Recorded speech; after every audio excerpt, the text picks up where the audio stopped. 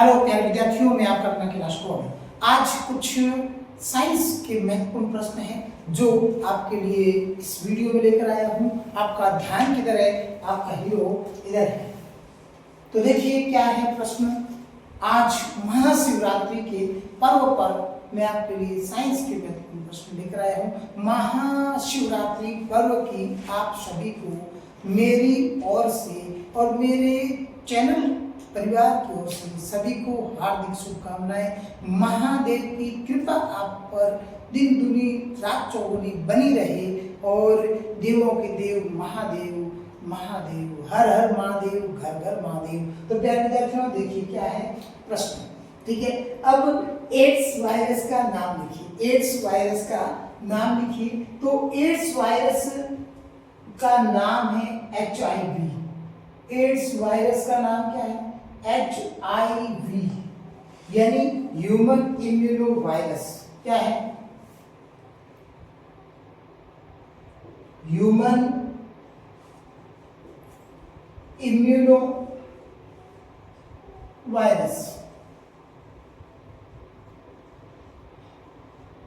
Human immuno virus है जो ads में होता है। एड्स को ऐसे नोट करते हैं AIDS। ए यानी एक्वायर्ड, आई यानी immuno, acquired immuno, D for deficiency, S for syndrome. ठीक है, एड्स का पूरा नाम पूछ ले।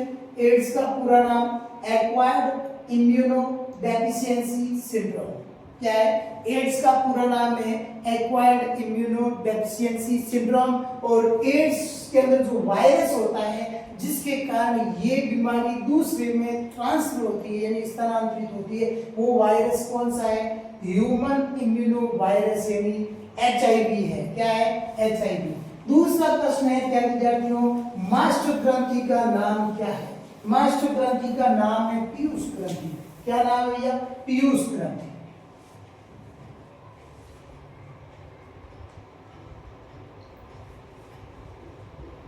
इसका नाम पीयूष ग्रंथि क्यों रखा? पीयूष ग्रंथि को मास्टर ग्रंथि क्यों कहते हैं? क्योंकि ये अन्य अंतःस्रावी ग्रंथियों पर नियंत्रण बनाए रखती है। इसको पीयूष ग्रंथि क्यों कहते हैं? मास्टर ग्रंथि को पीयूष ग्रंथि इसलिए कहते हैं क्योंकि ये अन्य अंतःस्रावी ग्रंथियों पर नियंत्रण बनाए रखती है। किस पर?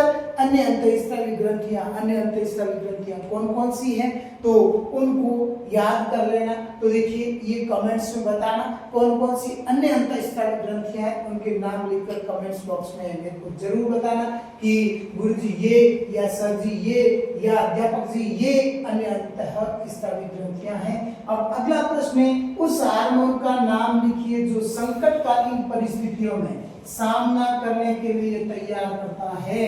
सामना करने के लिए तैयार करता है, उस हार्मोन का नाम है, ग्रंथि कौन सी है? ग्रंथि एड्रिनल ग्रंथि है जिसको बोलते हैं अधिवृक्क ग्रंथि। ग्रंथि कौन सी?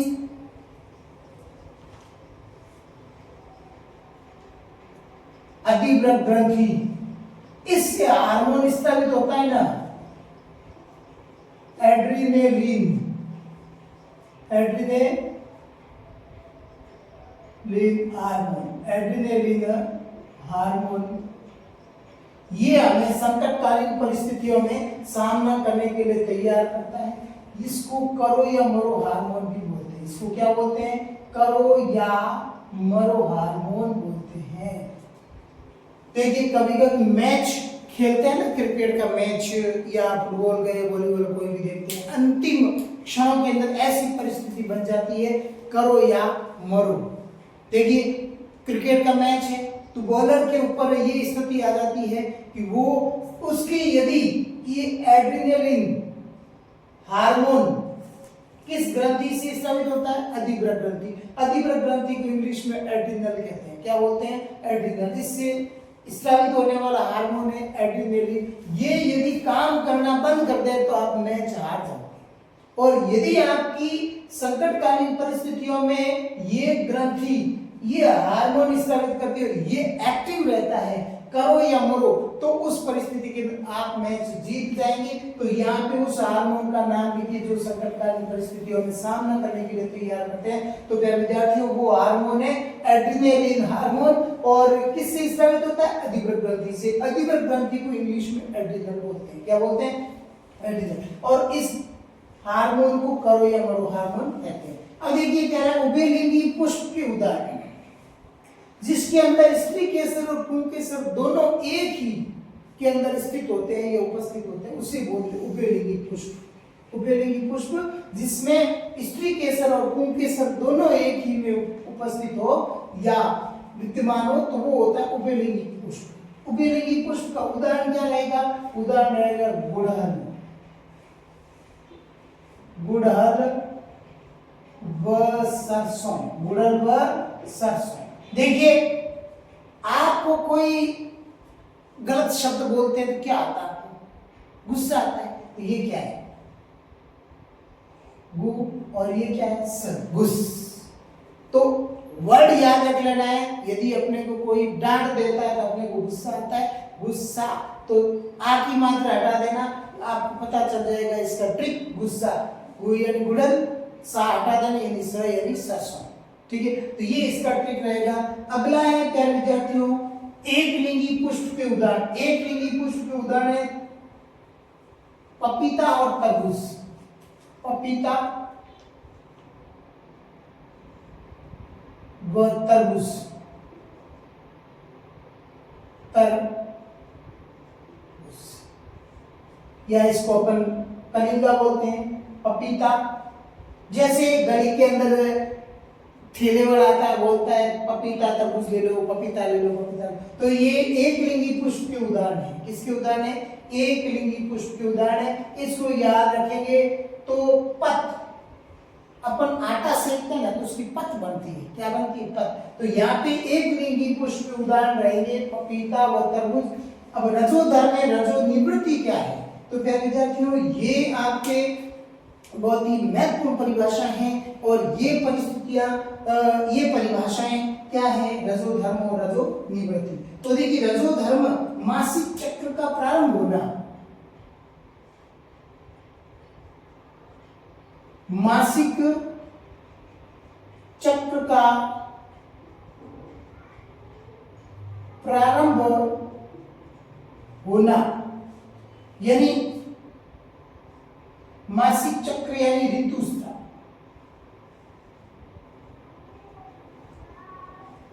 ऋतुस्राव का प्रारंभ होना। ऋतुस्राव या मासिक चक्र क्या होता है? देखिए मासिक चक्र प्रथम माहवारी के प्रथम दिन से, मासिक चक्र क्या होता है? प्रथम माहवारी के प्रथम दिन से अंतिम माहवारी के प्रथम दिन तक की समयावधि को मासिक चक्र बोलते हैं। देखिए मादा की योनि से ब्लड स्रावित होता है। जैसे मान लिया अपन ने आज तारीख 15 है, मादा की योनि से ब्लड स्रावित हुआ है, डेट आज है, तो प्रथम माहवारी का ये हो गया प्रथम दिन। अगली माहवारी आएगी, उसके बीच 28 से 30 दिन का अंतर होता है। क्या होता है? 28 से 30 दिन का। तो वापस या तो ये 13 तारीख को आएगी या वापस 15 को ही आएगी। तो ये 28 से 30 दिनों के बाद इसकी रिपीटेशन होगी, तो इसको बोलते हैं मासिक चक्र।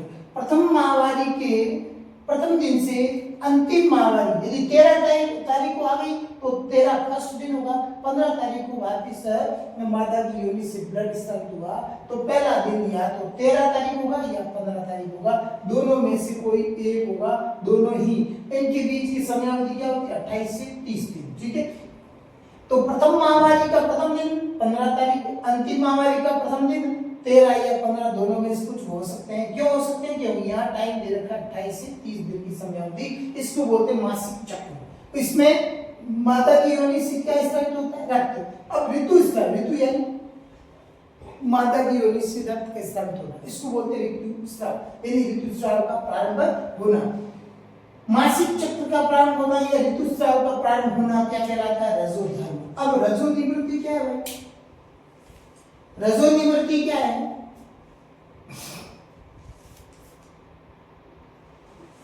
ऋतुस्राव का बंद होना, बंद होना।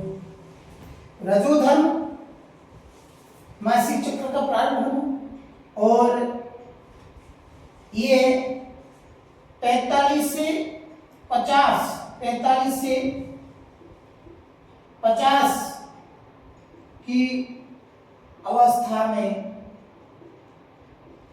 बंद हो जाती है, नेचुरली प्राकृतिक रूप से बंद हो जाएगी। इसके बाद में मादा की योनि से रक्त नहीं स्रावित होगा, ब्लड स्रावित नहीं होगा। तो ये ध्यान रखना, रजोधर्म या रजोनिवृत्ति निवृत्ति क्या है। तो देखिए अगला प्रश्न है अपने एक संकर संकरण, एक संकर संकरण व द्विसंकर संकरण के जीन व लक्षण प्ररूप अनुपात लिखिए। तो देखिए संकरण प्रयोग, एक संकर संकरण, द्विसंकर संकरण। जीन प्ररूप अनुपात इसका होता है प्यारे विद्यार्थियों 1:2:1 और लक्षण प्ररूप अनुपात होता है 3:1। क्या होता है 3:1, ठीक है। और द्विसंकर संकरण में जो जीन प्ररूप अनुपात होता है वो है आपके 12:24, 12:1, 12:24, 12:1। ट्रिक याद कर लेना 12:24, 12:1। तो द्विसंकर संकरण का जो जीन प्ररूप अनुपात है वो ये रहेगा। और अब देखिए लक्षण प्ररूप अनुपात क्या रहेगा। तो देखिए 1+2 3, 3+2 5, 5 और 4 9। तो ये 9:3:1। ये प्यारे विद्यार्थियों एक संकर संकरण और द्विसंकर संकरण प्रयोग के अंदर जो जीन प्ररूप अनुपात और लक्षण प्ररूप अनुपात है वो इस प्रकार रहेंगे। तो प्यारे विद्यार्थियों मेरे चैनल को लाइक, शेयर और सब्सक्राइब करना ना भूलना। मैं आपका अपना क्लास कोड इस तरीके के आपके बहुत प्यारे प्यारे वीडियो लेकर आता रहूंगा। धन्यवाद।